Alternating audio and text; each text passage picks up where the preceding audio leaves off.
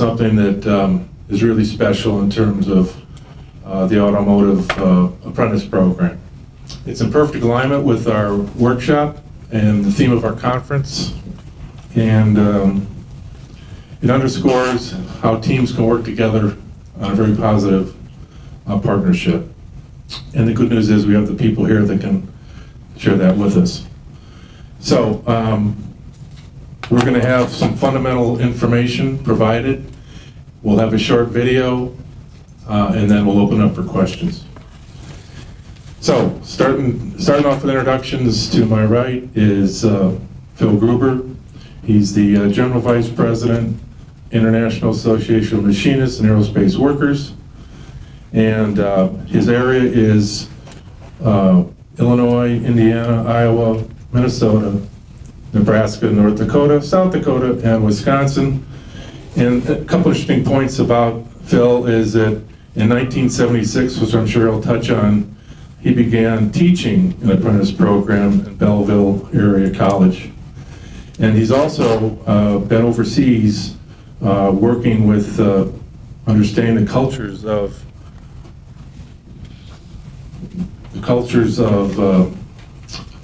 Asian workforces. This thing's going in and out. Can everyone still hear me? Yeah. So he's been working with Asian workforces, the cultures and that sort of thing. And so welcome, Phil. To his right is Sam Cicinelli. Sam is the Directing Business Representative, Mechanic 701, Local 701 of the IAM. And Sam has been a member of Local 701 since 1988. And of course, his experience is working as a Cadillac technician, served as shop steward for 11 years, and vice president for Local 701 for 5 years, from 1995 to 2000. So, welcome, Sam. To his right is Jim Reid, Director of Occupational Safety and Health, and the Apprenticeship Department for the IAM.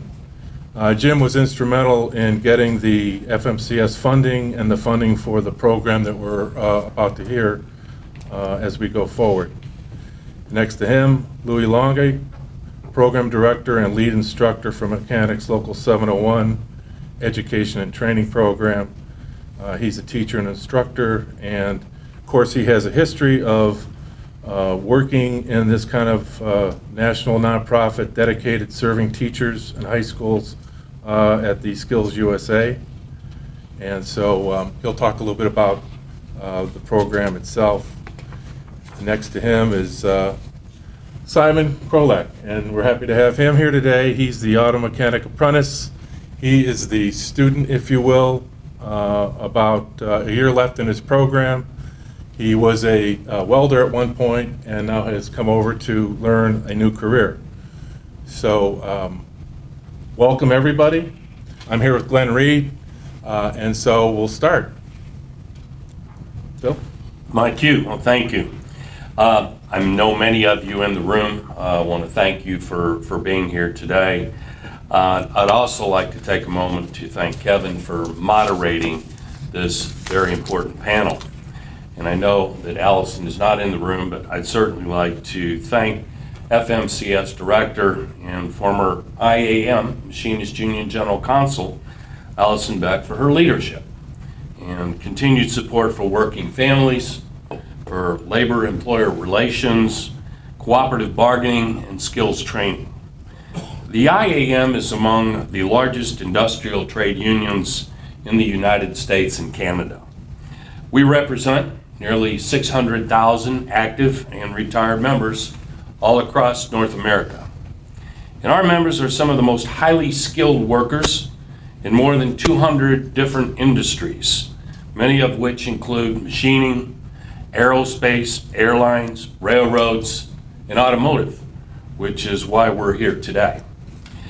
And that is to talk about the IAM's 21st century state-of-the-art automotive training center located right here in the Chicagoland area.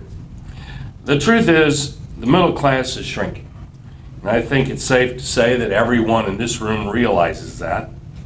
And that the idea of the American dream is increasingly becoming just that, and that is a dream. And studies show that with each passing year, more and more Americans are finding it harder and harder to support themselves and achieve the basics, like keeping food on the table for themselves and their family and a roof over their heads. We're not talking about the ability to go on an extravagant vacation or to make an extravagant purchase like a boat or something else. We're talking about simply the basic needs of life. And part of the problem is a lack of good paying jobs. Yes, we live in an era where employers would much rather pay a worker $2 an hour to make their product in Mexico or China than to support workers here in our home country. But the other part of the problem is skills, or the lack thereof. For years, we've been telling our children that to make it in life, you have to finish high school, you have to go to college, and you have to earn a 4-year degree. But in hindsight, what we have realized and what we have learned is that was a huge mistake to our future workforce and to our country. And the truth is, jobs that require a 4-year degree today make up less than half of the job market.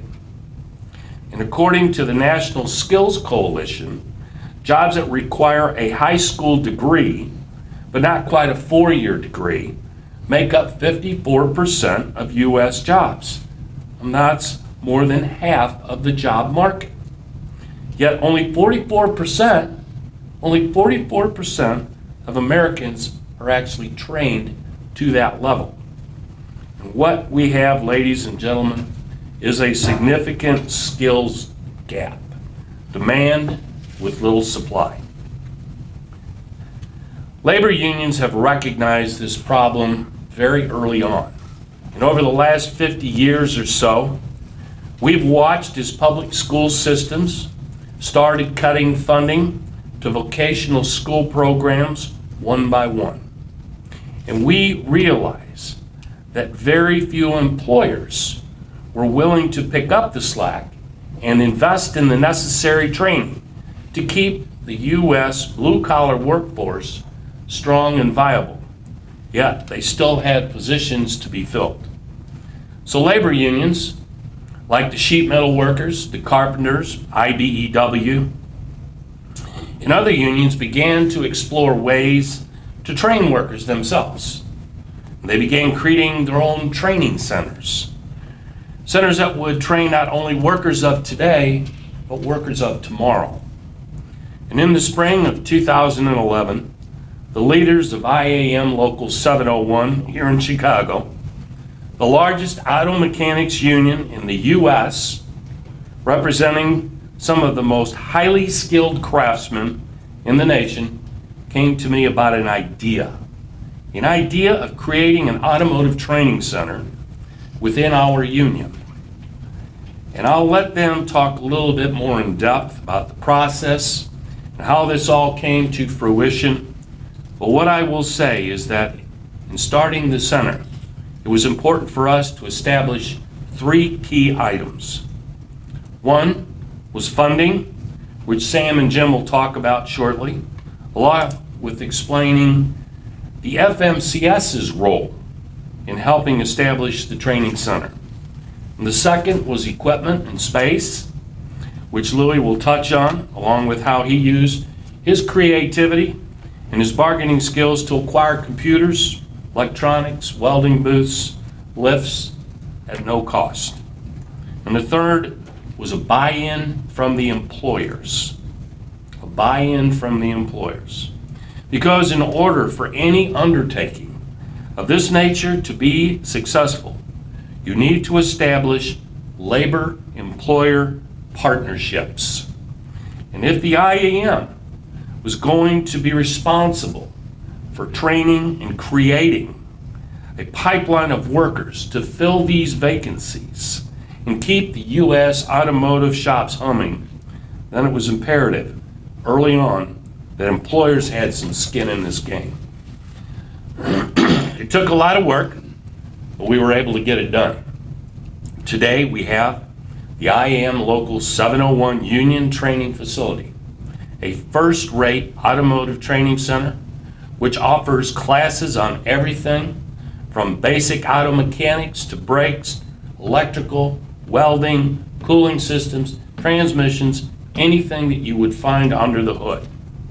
And unlike other trade schools or for-profit institutions, our students do not pay any tuition. Our apprentices are placed with an employer while they learn. This on-the-job training allows them to take what they are learning in the classroom and apply it in the real world in real time, all while making money and earning a living. And the program is still in its growing stages. So thank you for being here. And my hope is that you walk away today having learned at least one important thing from our story, and that you are able to apply what you have learned within your own organizations. I could not be more proud of the men you have sitting here before you. They've done a tremendous job in bringing this training center from conception to creation to implementation.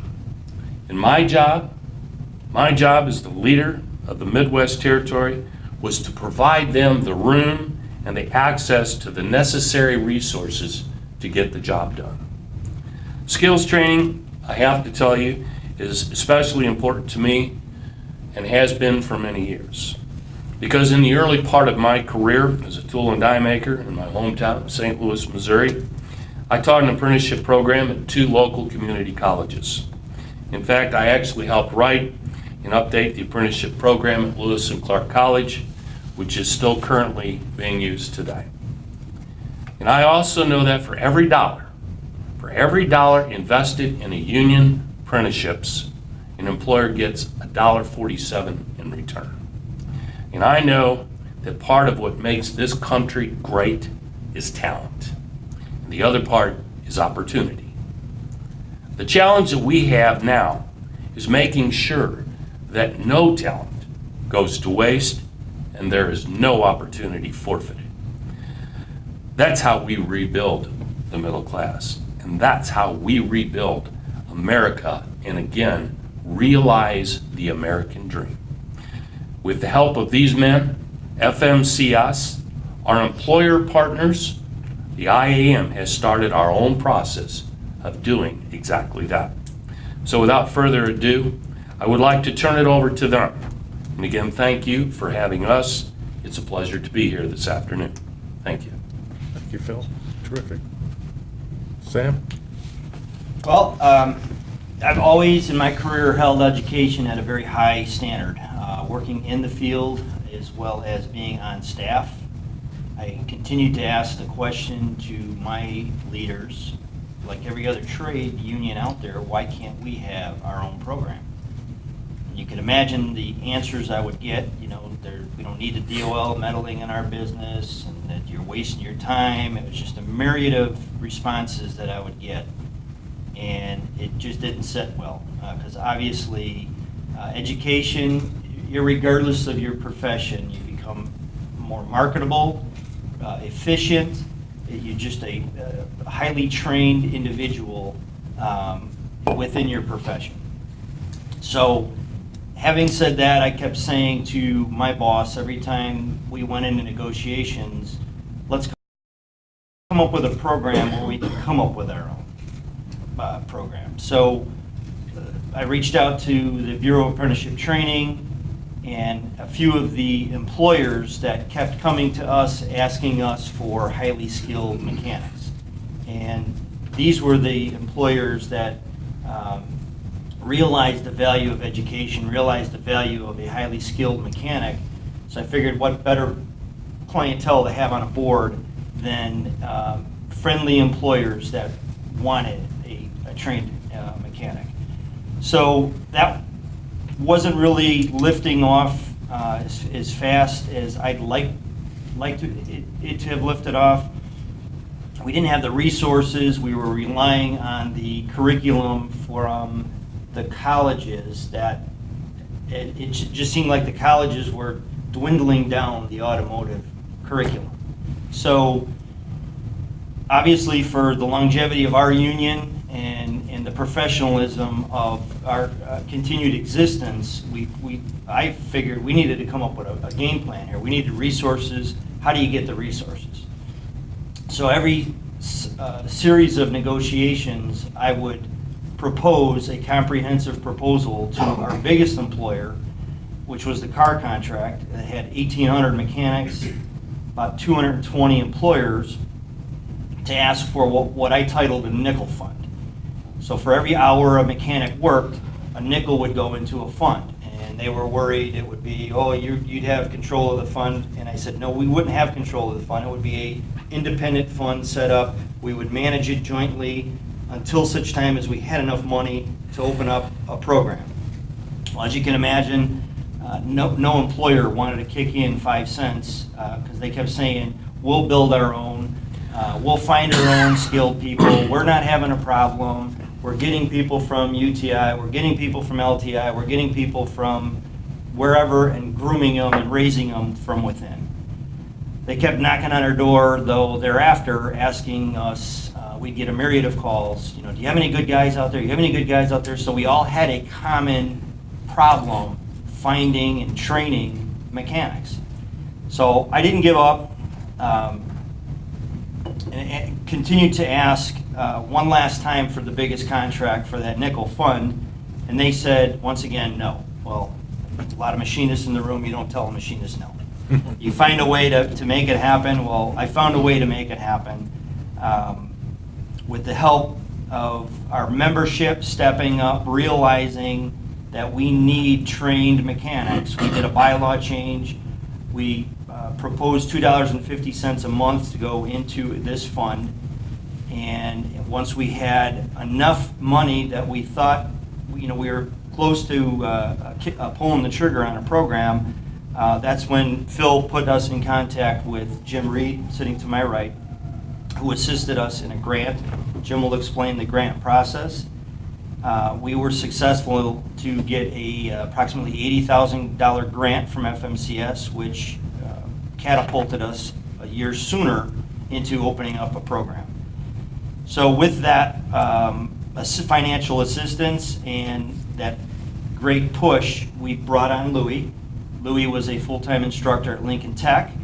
And concurrently, we were looking for a place because we knew our location wasn't going to accommodate our grand plan. So while Louie was putting together the curriculum, we were looking for a building that would accommodate the union and the training program. And once we found a program, we relocated and we built it to suit the needs of our program. We're starting to outgrow it now, and at the time, we looked around and said, oh, one of the first things I said was, I'm going to look next door and probably buy that building in a few years. Well, that, again, pipe dream is now a reality because we're actively pursuing, since we're bursting at the seams as this program snowballed. So never give up. This is a obtainable, achievable dream for every union. If you don't have a program, do it. Never thought this was going to be as successful as it was, nor did I think that the accolades should come. I just thought it was the right thing to do for our industry and the survival of our union. So with that. Thank you, Sam. Thank you. Well, I remember back in 2011, Phil had contacted Mike Flynn, who was our director of apprenticeships at the time. I had been involved in writing grants with FMCS since 1996. Probably been written maybe 30. Back in 2011, I served on grant review boards with FMCS. And we'd probably gotten around 10 or 11 grants by that time, with me being involved in helping sites, labor and management sites, right. So when we were invited out to Chicago and met with Sam and Phil, we, they had several pieces in place. They had a joint labor management partnership and a joint labor management fund board. And so the pieces were all there. It was an innovative program, which FMCS likes to see. FMCS has their grants program is usually open between March and the end of May, beginning of March to the end of May. And as I understand, they're supposed to have some funding next year too. But it's for joint labor management partnerships that are doing new and innovative things. So we arranged for me to come out and spend a week or so in Chicago, meeting with the board, meeting with the reps, and talking about how we wanted to structure this grant. And we ended up writing it and then submitting it. And then it got funded, which was the great part. Because then it meant the hard work could begin, which was to get everything else set up. Writing an FMCS grant is, it's not rocket science. It's, you just, what's the problem you're trying to solve? How are you going to solve it? How is it new and innovative? And how do you measure it? It's not like measuring morale or things like that. You have to have some key measures, metrics. How many people are we going to train? How many classes are we going to offer? That's really what helped get us set up, and I think get us over the bar to be able to get the funding and be able to start the program. Like I said, you don't need to have grant writers. You don't need to spend a lot of time on the grant part. It's more about understanding what you're committing to and how it's going to be joint labor management. And that was the real key, meeting with the board that Sam had for the 501c3, having all the pieces in place, and then being able to move that forward. So that's pretty well I own. Louie's going to have to talk a lot more. All right. Oh, we have a video. You wanna show the Yeah, video? yeah, we're gonna show Thank the you. video first. All right, so as they say, a picture's worth 1,000 words. There's a short promotional video here, which is a tremendous kind of picture of what's been happening at the center. And so, without further ado, It didn't always look and sound like the shop you see today. In fact, just a few years ago, the idea of building a school to train our own IAM mechanics was about as out there as using the car lift as an amusement ride. We came here and there was nothing. This was an empty room. This was, you know, it looks nice now and it looks like a shop and everything. I didn't even have a door that I could pull a car into this building. But Local 701 and the district, backed by the IAM, were on a mission to train tomorrow's auto and diesel technicians. I got to say, I am so proud of what they have done here. This is a perfect example of the IAM's commitment to education and to training. So 701 went to work. The first thing they needed was money to start the project, and a way to get employers on board. Hunter Equipment signed on early and fast, and today are still one of the largest supporters of this program. And so it took a lot of work to convince employers that you got to step up to the plate as well. And so between the IAM, Local 701, the employers, and with the help of FMCS providing some grant money, this all came to reality. And it worked. But more important, it worked the way 701 wanted it to work. Small classes, no more than 10 at a time, and career training, not just a job title and a piece of paper. You see, there are trade schools all over the world that offer extraordinary opportunities to a sea of kids, but many come with a cost, and we mean dollars. The 701 program, 4 years for about $1,400. And that wouldn't have happened had it not been the vision of this local and its leadership to say, we can't charge a young person $35,000 to learn how to work on an automobile. We've got to figure out a way to make it happen. They do not pay any tuition.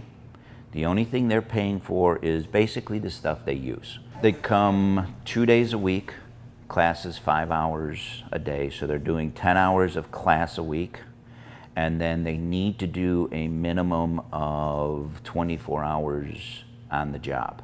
One other aspect that they do for these young folks is they place them in a place of employment as well. That's absolutely unheard of. And so not only do they get training here at the facility, they get hands-on real-life training at their place of employment as well. Real-life training at an IAM shop. This isn't like for-profit schools where you go for years and walk away with a degree, but no job and probably some debt. This is a career, and employers are already calling for the next batch of recruits. It's nice that me and the other instructors, who, if you put us all together, there's over 100 years of training there, but we're doing it the way we feel that it should be done without worrying about making money off of the students. But don't let the sentiment fool you. This isn't just oil changes these young adults are learning. We're learning brakes right now, and I use that knowledge every day. I need to know how to cut rotors, compress calipers, just the basics, and plus they teach you how to flare brake lines, run brake lines, bend them. It's the stuff I need to know. But here we do cover the basics and then go deeper into different stuff, suspension, brakes, using the scan tools, which is very important these days with the newer cars. We're learning how to back probe and probe into wheel speed sensors to see if we have any issues with them, high resistance, opens in the circuits and things like that right now. And once we're done with this, we're going more in depth into steering and suspension components of the vehicles. The best part is that they aren't just learning what makes an engine hum. They are taught safety, job skills like being on time, the why behind a car issue, and not just some Band-Aid solution. But also, they are learning what it means to be union. These young adults are required to go to meetings and pay dues. No longer do words like pension or CBA go unnoticed. I look at it where we have a member cradle to grave. We've trained this individual to put food on his table for his family forever and ever. A union member from cradle to grave. That's another product that comes out of this garage. So what's next for the machinists in the 701 Training Center? Well, the sky's the limit on that one. 5 times the size. We need more space. We're already, starting to outgrow what we have. Getting into more areas. We represent more people, we're starting to look more into the forklifts. We represent people with forklifts. We represent machinists. We represent some welders. Create a program for every field that we represent somebody in. This is just the very beginning of what will very shortly become something really great. For the Automotive News Network, I'm Deirdre Kaniewski. Okay. So every program needs a good instructor, and Louie, if you would please. Okay. One thing with our union, I started out as an auto mechanic, and then I ended up becoming a teacher and teaching at a private school that was for profit. But the instructors there were represented by Local 701. Most of us came out of the field. When I first started there, we were an independent union, and then we went to 701 and asked to join them and have them represent us. The thing was they've always been involved with the education fields and stuff. So there's an organization out there called Skills USA, and the union itself has been a big part in the state of Illinois. Skills is in every state. It's in every 50 states, and it represents all different vocational fields. Auto happens to be one. And the union itself has supported it for over 15 years. I've been running that for over 25 years with working with these students and stuff. So we've kind of been involved with the education for a long time. So when they came to me with this, I was more than happy to get on board because I seen the private school sector changing. I first started there, they were more interested in the students' education, their workforce, and their work ethics. And over the years that I was there, I seen it changing. People at the top were changing, so what they were looking for, what they were giving their students wasn't the same thing they were giving them in the beginning. But 701, having been involved when they came to me to do this, it kind of made it a little easy because they were already supporting the industry from the education side. So I was able to go to some of my resources and talk to them, told them what we're doing, told them that We're not charging the students any tuition. We're not looking to make money off the students. We're just looking to make good workers and obviously good union members. So it made it a little bit easy to bring on some of these companies on board. Hunter, like the video said, was one of the first ones to come on board. They let us use their alignment machine. We got a balancer. We have a brake lathe. We have a tire machine that's the newest thing out there. Basically, they show you, if you go on YouTube, they show a 10-year-old changing a tire. It's that new of a machine that they have, but you still need to know how to work it. There's about probably $150,000, $200,000 worth of equipment right there that we got for nothing. And the nice thing about it is, basically, if they want to show it to somebody that's looking to buy, we make a bid available to them. It's basically a showroom. But most of the people that I've seen them bringing in to show it to is actually our shops and our employers that our members are at. So they come in, they get to see the piece of equipment and stuff. They sell that equipment every year, so they don't like to keep it more than a year. So every year I have brand new stuff. So I have no maintenance, and I got the latest stuff out there, which worked great. Well, not every shop always has the newest thing that's out there. So I started knocking on some doors at some of our shops and stuff, and I said, hey, you know, when you buy something new, maybe that old piece of equipment, you know, you'd want to donate to us. So we've started getting some donations of older equipment. So now we're able to show them the old stuff all the way up to the new stuff. So whichever they walk into, hopefully we got them prepared for that. The other big difference with our school compared to some of the other schools out there is we actually drug test every single one of our students they paid for. And we also make sure that they got a good driving record. I know the other schools out there, they'll take students in and they don't even have a driver's license, or they lost it to a DUI. You know, in our industry, you don't have a driver's license, you can't get a job. If you got a DUI, that's even worse. And I'll tell students, it's not like I'm saying you can never come here. What I'm telling you now is go out, fix it, and then come back and talk to me. But I'm not going to give you something or tell you something and sell you on something that you can't obtain because you just don't have the credentials, or maybe you did make a mistake. You know, things happen. And again, we're willing to help them in any way we can, but they got to be willing to help themselves. The other nice thing is we put them to work after their first class that they come to. Their first class they come to, we try to teach them all the basics. We don't go into a lot of theory and other things. We try to make them so that when the employer has them come in, they can start working right off the bat. They're making money for the employer. The employer doesn't want to hire somebody that he has to spend a month or 2 months trying to just get going because it's costing him money. So we're trying to give them all those basics.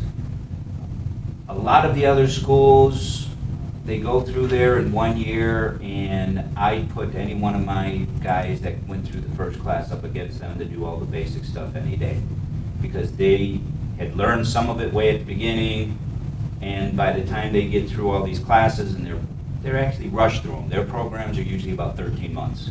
That's why ours is going a little more than 3 years to go through the whole automotive. If you go through auto and diesel, it's about 4 years. But that's because they're actually, in theory, going to school 5 days a week. It's just 3 days. They're actually working and learning and practicing what they're doing. If I got an employer that called me up and says, look, I really want to move him up into brakes, but he's not there yet, we'll work with them. We'll do what we need to do on our end to make sure that he can do what that employer's needs are.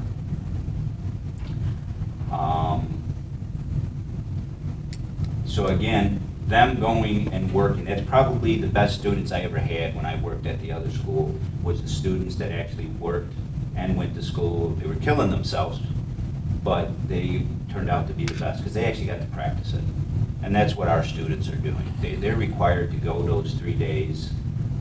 If they cannot hold that job, I will tell them, good chance you're not going to stay in school, because if you can't hold a job, that's not what I'm looking for. They do have to take an entrance exam, and then I sit down individually with each one of them and try to see where their head's at. Try to see is, okay, yeah, I know we're what you want, but are you what we want and what we need and what employers need? I need to make sure that they're employable. I need to make sure they got good transportation. If the car breaks down, do they got a backup plan? Okay, I want my employers, and which is happening, is every student that I've placed into a shop, I've pretty much had that shop call me and ask for another student. So I'm probably getting to the point where I have not enough students for as many inquiries that I'm getting, which is a good thing. We are looking on bringing on more students, and then hopefully to keep filling those positions. But that's, you know, kind of the key is to make sure that we're sending them people that, one, we're proud of, and two, they're wanting more.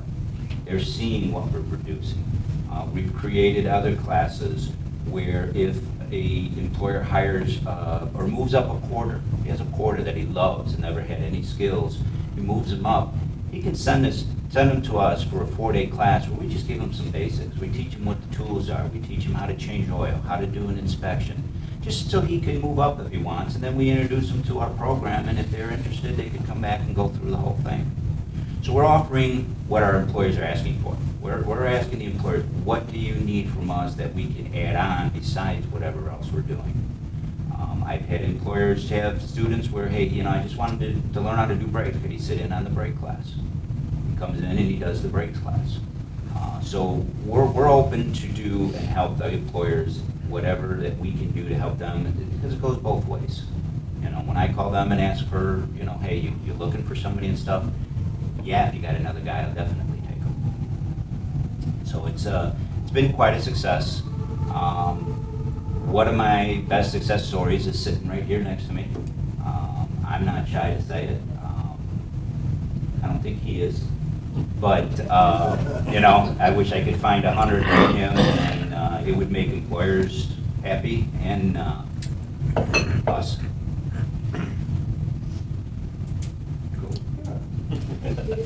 Simon? Everybody, thank you for asking me to come out here. Thank you for listening to all of us.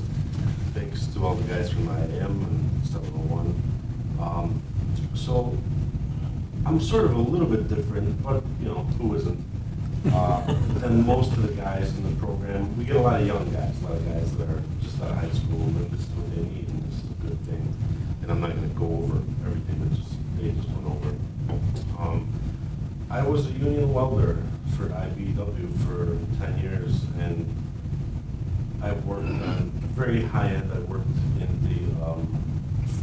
on naval nuclear submarines. I welded thermocouples that went into naval nuclear submarines. It was very cool, and then I got tired. I just didn't want to weld. I would weld the same 20 custom pieces, 8 hours a day, and it'd be X-ray. It was real cool, but I got tired of it. I wanted something more personal. I wanted to see a person there, not just a piece of steel. So happened to be my best friend is a local 701 mechanic. He went to school for, he actually went, Louie was his teacher back when Louie worked in the college. And he's also involved with the union, and he said, hey, they're starting this school there. It's going to be like an apprentice school, like the, you know, electricians got, or sheet metal guys got. You know, you can go there, and you know, there's an entry exam that you take, and you have to pass like an aptitude test. There's a drug test, and obviously you need a license. It'll be pretty specific. You must have a valid driver's license. I started there. I walked into the school. I've never touched a car, professionally or otherwise. Never did anything to an automobile in my life except put gas in it and start the engine and go. I had zero experience on cars, none whatsoever. And like Louie said, the cool thing was we kind of got in there, and it was really in the beginning stages of the school, of the building and everything. But before I was sent to a shop, I was taught some things, just your very basic things, which the employer needed from me. they needed me to change the oil in the car, rotate the tires, and inspect it properly. And if I do find something out of the ordinary, then I tell a journeyman or another apprentice that's hiring me, hey, look at this needs attention. And from there, it would be taken over. And that's all the employer wants from a guy that's coming in first day. Let somebody know if something's not right because of safety or maintenance issues. So I did that. I was taught how to look at a car, how to inspect the car. From the, what is this? These are the ball joints. These are the brakes. This is how you measure them. Look for tire damage on the tread point. How to just stuff that a mechanic would say like, oh, this is nothing. I can do it by just looking. I don't even need to get my gauges out anymore. I had no idea about any of this. So Louie and Paul and the other instructors taught me all that. I also want to say this trade that I'm in is hard. This is a lot harder than welding. This is 10 times harder than welding. It doesn't even compare. I have to be an expert. I'm learning to be an expert in all the trades, hydraulics and computer systems. There's high-speed CAM and bus communication networks in a modern car. Just the most inexpensive Kia has 25 computers on it right now. There's so many different systems and subsystems, and you don't only have to be able to fix them, you have to be able to diagnose what needs to be fixed, which is completely different than just installing a new one. I have to be able to tell you this is what's wrong with it and this is why it's bad. I'll just share a little bit more. After the basic class, we probably went to one of the most advanced classes. We went from basic inspections to electrical and electronics because every other system on a car uses that. Brake sensors, every other thing in the car uses electrical and electronics. So we went from extremely basic to very intense real quick, and I needed that. I need that just to do my job. I was initially hired by Lincoln dealership. I worked there for about 6 or 7 months. The place slowed down.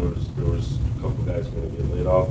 I was employed there as what's called a student learner apprentice.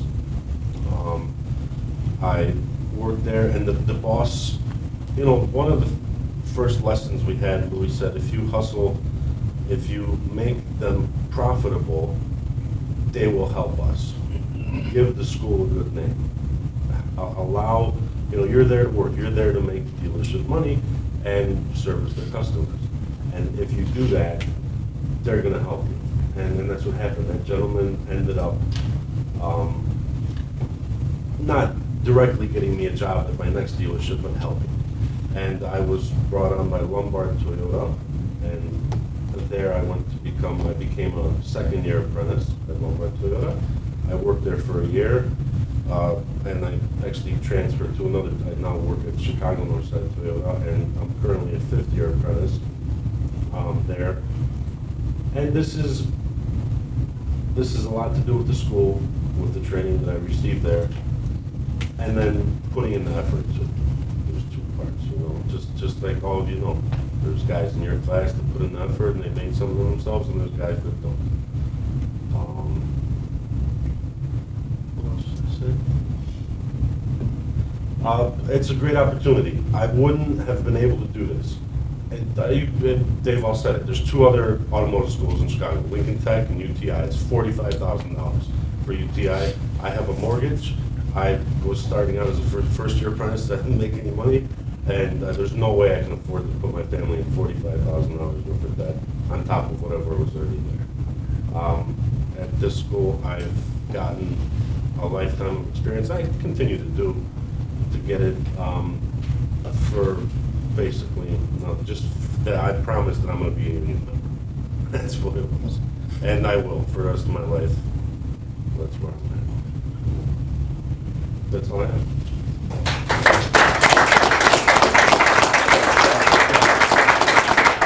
Thank you, Symon, for those words. And since I'm the moderator, I get to ask the first questions, but obviously we'd like to make this interactive. So as we go down the panel here, feel free to jump in, but what were your greatest challenges in getting the center established? Who wants to go first? I'll take that one. The greatest challenge obviously was the funding mechanism. Every series of negotiations, we heard the same complaint. You know, you're not getting quality people. The people that are coming from UTI and LTI can't fix a sandwich. These kids come in there, they're full of it, and you know they just spent $45,000 and they want to be journeymans tomorrow. And we said we share the same issue. You know, you want professionalism, we want professionalism. We're in this together because when you're more profitable, our guys are making more money. Let's collectively look at this, but yet they didn't want to put their toe in the water. They didn't want to be the first employer to start funding the nickel that we were asking for 4 series of contract negotiations. So that's why we had to put together, and our members knew the value in our own program. That's why they took the setback with the bylaw change with the $2.50. They also see the value in it because we're training them as well as tomorrow's future. So if they need an enhanced class, we train them just the same. So our members took that leap. We had to build it and then shame the employers into that nickel at the next series of negotiations. So the funding mechanism was probably the hardest hurdle to overcome. When we wrote the grant in 2011, there were 60 employers donating to the fund, 60 out of over 500. When we just did a recent grant application, there were 310. So within 5 years, it's growing by 500%, number of employers participating. How about you, Lou? Anything? You know, to touch on the UTIs and the other stuff, that has been the biggest thing I do get from employers, that, again, bringing these kids in from these other schools, and like I said, they used to produce top-notch, and that has slowly dwindled down. But the other thing is, I actually have graduates coming from those schools asking and applying to come to our school after they have graduated the other schools. And I've asked, I go, well, you know, you've already been through this, why? They didn't get enough. So it's kind of like that old thing, if you build it, they will come, and they are. They see the difference. Thank you. Question? Yes. I didn't see many women, several questions in this. I didn't see many women in the video. Do you have women in your program? Do I have to know math? And if I don't know math, will you help me to learn to get into the program? And do I have to be related to a union member? Always looking to bring women in. I go to career fairs and I've talked to them. There are some that are in them. Most of them I've talked to are going to conventional colleges for one reason or another. The skill competition that we run, we have 65 students we run through different things, and usually there's 1 or 2 females there that, and again, I always try to talk to them to try to get them to come on board. We definitely welcome it 100%. As far as the math and stuff, they do need to know up to some general math, and no, they didn't have to be any relations whatsoever to get into our program. Coming from a family, my wife called me last week, we have 3 check engine lights in our family last week, okay? On 3 different vehicles. Yeah, really, it's amazing. 3 different phone calls, 3 different check engine lights, 3 different, and one of them had a turbo man in it, okay? Yeah, but where is, you know, from the technology standpoint, when you were working out of the shop, technology of the cars going, you know, so the technology of today, tomorrow, how do we fill that, and where's that need, and where's the skill level going with cars today? My son told me that, you know, I mean, cars are steering without steering columns now. It's electronic steering. You know, there's drive-by. Simon's nodding over there. And then, what the heck? I mean, there's not a hard connection between the front tires and the steering wheel. And I said, no, it's all, you know, drive-by wire, you know, drive-by electronics now. So starting with Sam, where's it going from today and who's going to fill that void for tomorrow? And who can fill that technology or that skill to take care of the cars of tomorrow? Well, I left the field 16 years ago, and I came out of Cadillac, and there were 16 computers, and they all had to communicate with one another for the system to work properly. Today, I can only imagine, I think you hit it, that there's probably 30-some computers. I think the technology that I see happening, and I think Louie could speak to it more, is there's a lot more laptop involvement, a lot of software. I know, talking to a lot of BMW techs, everything is, the car doesn't shift, it shifts electronically, and you could program the transmission to shift virtue your laptop. So a lot of it's going more towards the computer, which is great for the younger generation, because what are they all about? They sit on these all day and everything, they don't communicate verbally. I think my stepson would ask to text me to pass the ketchup at the table versus ask me, can you pass the ketchup? And that's the generation that we're dealing with. Like Simon says, we take them from their first class that we teach them all the little basics with to electrical. Because every other class there's something electrical involved. There's not a piece on the car today that there isn't something electrical involved in that component. So that's something you need to learn. The other thing I incorporated in our classes, every single class they go to after that, the first 2 weeks they're going to spend on electrical again to really sell it, to really put it down so that they understand it. So this way, before we start, okay, you know what, we're going to review the electrical again. And they need to understand it. The biggest thing I hear from employers, I need someone that understands electrical.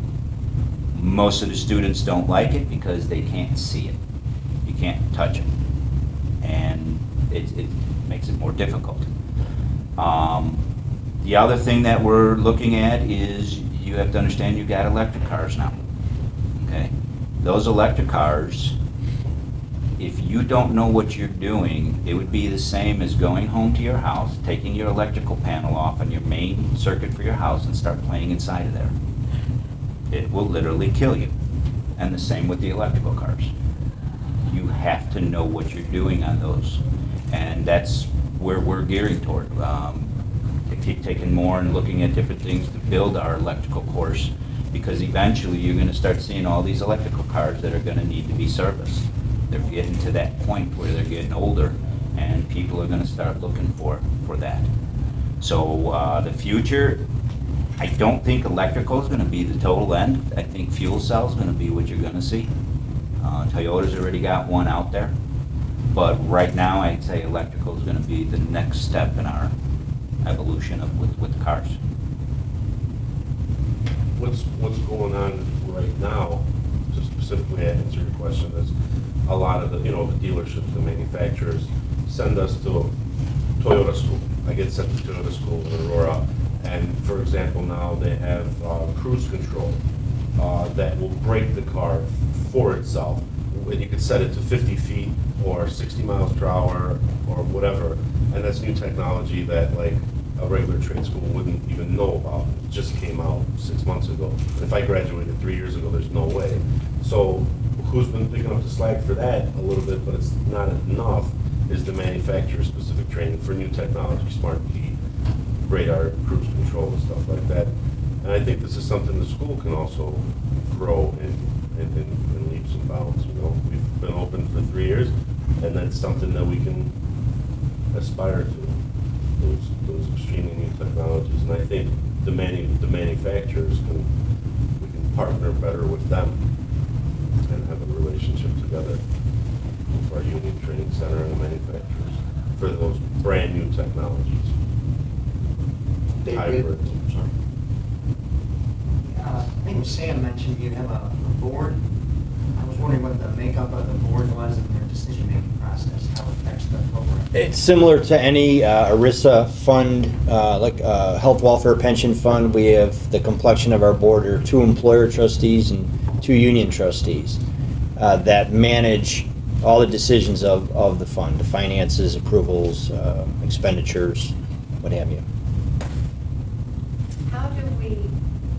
how do we sell, I mean, not sell a grant, because you're going to get money for it, but what are the things that you could tell us to get a partnership together and have them apply? They complain about the paperwork involved, the complication with, you know, DOL you mentioned with the government. So that is one. And then just personally, Simon and Louie, is there a difference with young men, 22-year-olds that are learning automotive with their work ethics? Because we've been speaking about millennials a lot in this whole thing. So do you find them different in work ethic? Oh, you want me to go first? Second. FMCS grants are much less onerous to apply for. There are some forms. I mean, the SF 424, I mean, all these numbers and names. But, for example, I've written DOL grants where you have to put your whole thing within 25 pages, double-spaced, 12-point font with 1-inch margins. FMCS, you can do whatever you need to do. What's the problem we need to solve? How are we going to do it? How is it unique and innovative? How are we going to measure it? You can put a lot of information into the FMCS grants. And like I said, it's not rocket science. I used to work in the High Performance Work Organization Partnerships Department. That was most of where I wrote FMCS grants. We would help labor management partnerships figure out how they could learn from others. You know, one site in Wisconsin, they wanted to increase everybody's computer capability. So we put in a grant that they would, I guess, assess everybody in the workplace as to computer capabilities. They train everybody that at the lowest rank of that, and then once they got up to that level, then they train everybody else until they got the whole shop up to the other, the full level of what they needed to do. And that grant worked very well, and they grew by at least 20% employment, they saved jobs, and so on and so forth. So that's the type of thing that I've often done with those things, and this was another opportunity to, there was nothing there before, there was an idea, there was some funding, and, you know, so how could we help it grow? And that's what we did. Students of today are definitely different.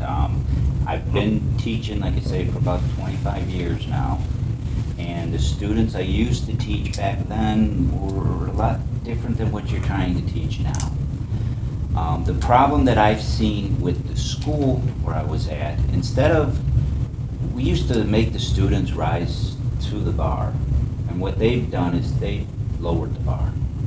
Okay, they keep lowering it rather than trying to push them to up. It's like, you know, well, they're going to school, and this is what I actually was told once. They're going to school here, they're paying the money to go to school there. Who are you to decide whether or not they can pass a class or not?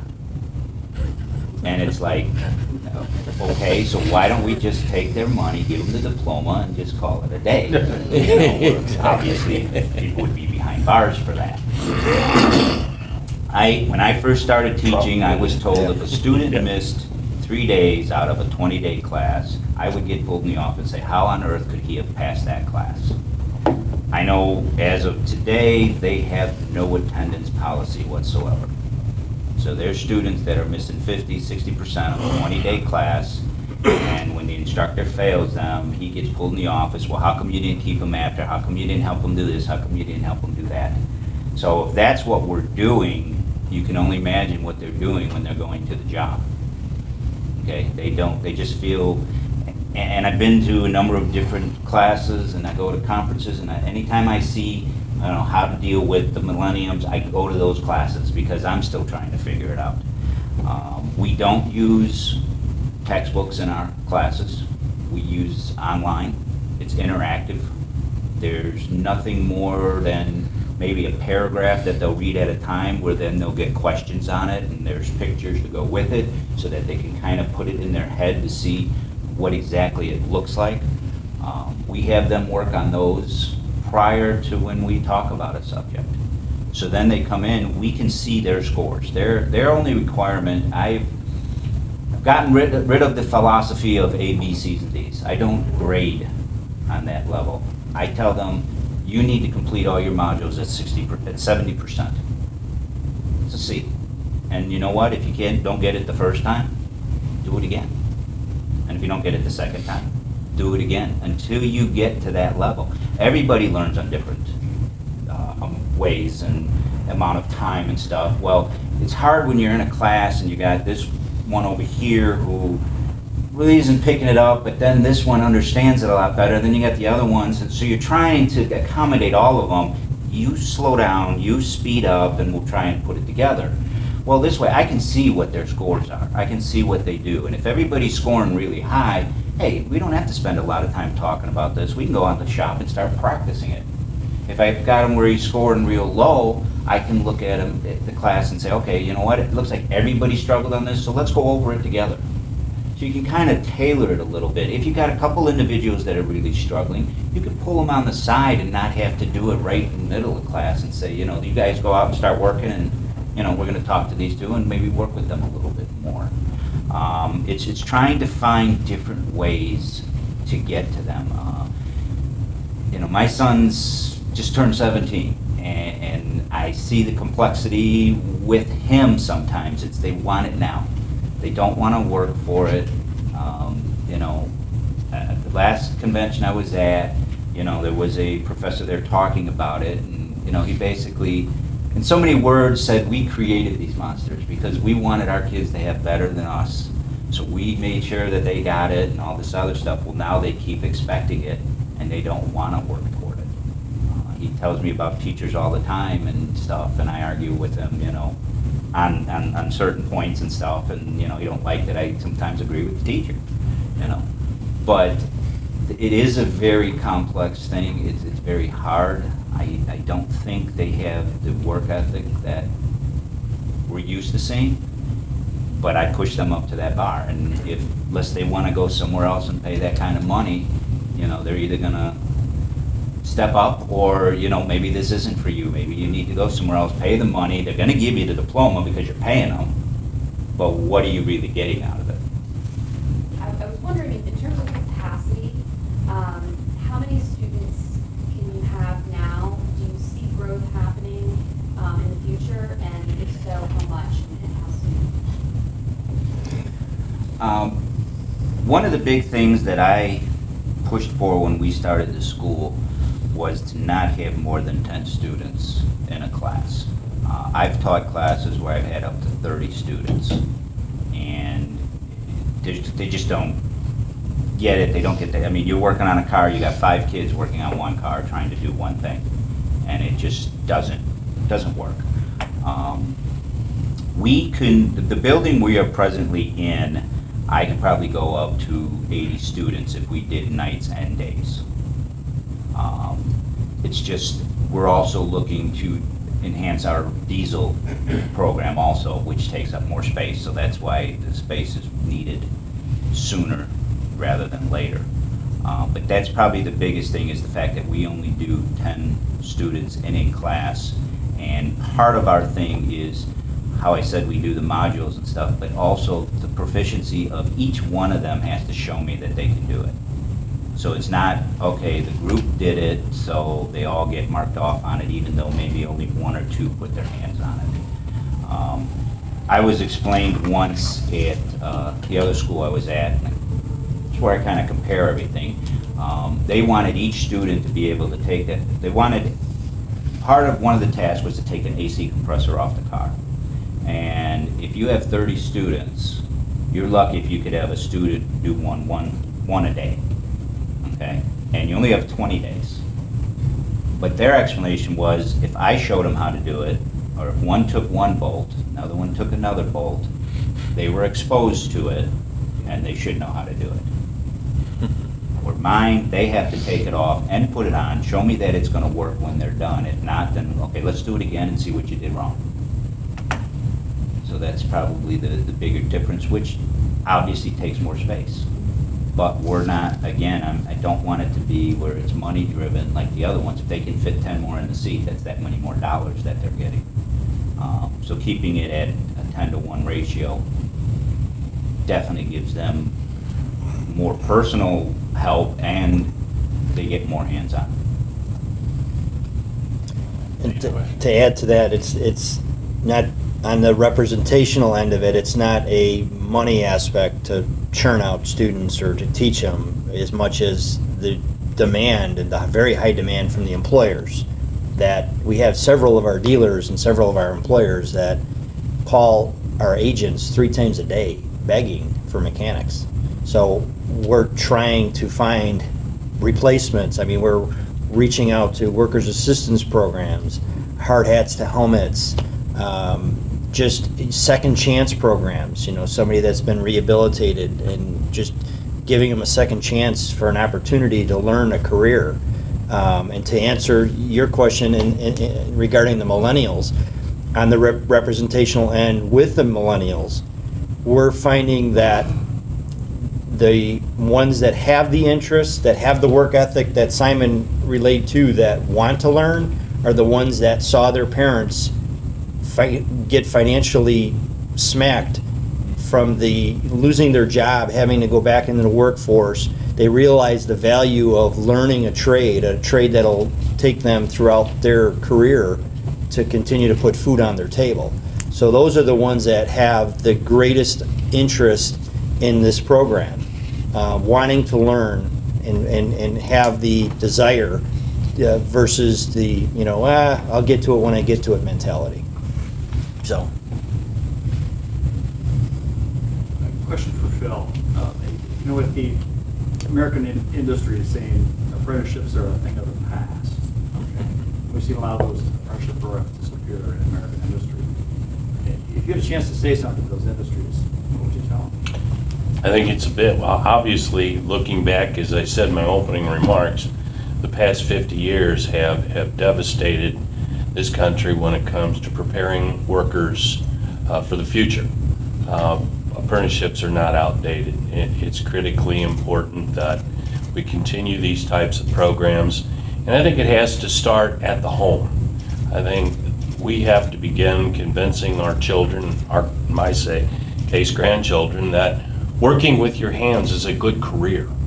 There's nothing wrong with getting your hands dirty, and we have to stop telling the kids that the only way you're going to make it in life is the wrong message to send. The only way you're going to make it in life is to go to college and get a 4-year degree. I don't have a 4-year degree, college. I graduated high school, I went to trade school, I got involved in my union, and today I'm the general vice president. I made it in life, and I started out working in a factory. So I think that's a message that has to start at home. I think something else with colleges and stuff, and again, when I go to these conferences and stuff and I look at these things, I was told that 60% of the college students drop out. So they got a 60% dropout rate. I would almost guarantee if you look at the apprenticeships and the ones that I know of and stuff, their dropout rate is nowhere near that. You got these students that are going, they start out in these careers, they're kind of pushed into it. Again, I'm going through it with my son. I see it firsthand where the counselors and all them, you got to go to college, you got to go to college. These high schools are rated on how many of their students go to college. Not how many succeeded, how many finished, just how many started. So it's a numbers game that they're playing, and it's very unfair that they're doing that. But when I go to career fairs, you see all the students are getting pushed and flocked toward the colleges, and you see all the trades sit there, and you'll see a few students come by and stuff, but nowhere near that you see them. They're all, oh no, I got to have the whole college experience, I got to do this, and you know, they go and they give them this glamorous thing and stuff, but you know, sometimes the end isn't exactly what they were told it was going to be or what they were promised in some cases. And one thing, within the IAM, having an apprenticeship can still get you a college degree. We have a relationship with Empire State College, part of the SUNY system, where you can get credits for any type of training, labor management training, union training. Getting an apprenticeship can go towards those credits. And so you can get a 4-year degree, and so you can have a skill and another type of career to fall back on if you want. So college isn't just out of the realm of it. Earlier this year, we had an intake in New Jersey at one of our districts there, doing a similar type program with apprentices. One of the kids entering that wanted to be a diesel mechanic. He was giving up a Division I football scholarship to enter the trade because he likes getting dirty, he wants to learn a trade. Same trade his father has. So it, again, does start in the home, that if this occurs, then they'll follow along in their parents' footsteps. This is a great program. What I'm thinking of is, as you project for the future, raising up this next generation to pass the baton, so they'll perpetuate this great thing they're doing. What have you got in place to do that, or have you had much time to contemplate? I mean, we really haven't thought about passing the baton, because I think the successes of what we're going to continue to move forward with should speak for itself. I think how do you change a apprenticeship program other than teaching the newest, latest, and greatest, and continuing to produce somebody that can hit the ground running for an employer? So I don't know if there's anything tangible that we could put our arms around to say, well, we have the bar here, let's think about doing something here to make it greater, other than the success of what we're producing, which is somebody that can hit the ground running, somebody that we're proud to represent on the union side, and somebody that knows what they're doing on the professional side. And this target was 701 of aspiration. Earlier this year, one of their mechanics won the world championship mechanic for Kia. Kia, world-class mechanic. They had 2 mechanics go over to South Korea, one for Mazda, one for Kia, and that's an example to follow. So are you seeing the next generation having the passion that you have right now for what you're doing, and seeing the value in the foundation that you've laid? I believe so, and I think the students were getting appreciate what they're getting, because they go into a shop and they're working next to a guy, and I graduated from UTI, whatever, and I'm going to the union school and this and that, and they start talking, well, what's it costing you? What? In reality, it costs them $1,400. Okay, but they don't pay any tuition. The other guy, well, I'm paying off my student loan. I got $35,000 that I got to pay. And wait a minute, you've only been in school for 6 months, and you're working the same job that I'm working, making the same money that I'm making. I think that speaks for itself. As far as the future that I see in my next big step is we're working on getting the school certified. We're working on making it a registered apprenticeship program. But I also want to bring the manufacturers on board so that we can teach them that newer technology, get them more involved with us, get them to help us, to give us what we need to train what they're looking for. So I see that as the next big hurdle or big step. But I think with people like Symon, I could see him coming back and being a teacher.